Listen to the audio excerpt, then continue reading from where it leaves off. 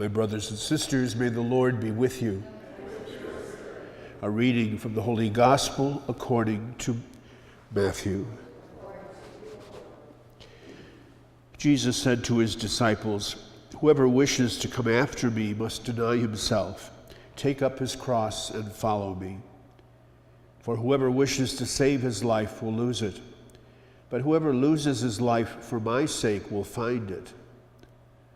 What profit would there be for one to gain the whole world and forfeit his life?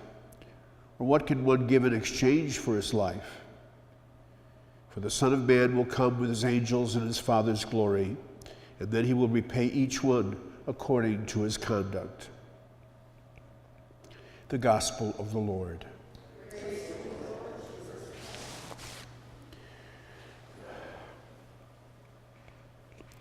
The cross as an instrument of torture was very prevalent in the Roman world, and it was seen as being very ignominious, and it was, in a sense, perhaps the greatest punishment one could receive.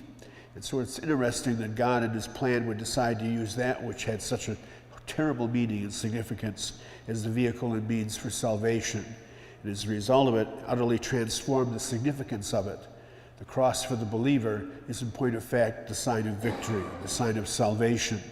And in a sense, that's what Paul is talking about to the church at Corinth in that first reading we just heard a few minutes ago, where he's telling them that the world sees the cross as foolishness, but God's foolishness is wiser than mankind's wisdom, and that in fact this is the way that God intends to bring us back to himself. And Jesus picks up the same theme in the gospel this morning when he tells us that each of us must carry our crosses in our life, and all of us have certain things that we don't care for, we don't like, we're bound to be part and parcel of our life, and they either make or break us as Christians, they make or break us as human beings.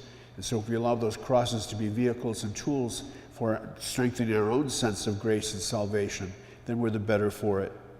This morning then, let's be mindful of the fact that this world is not paradise, that there's going to be situations and events and elements in our life that we will not care for. And it's whether or not we take those moments to be moments of grace and a means for strengthening us in our virtue that will make all the difference.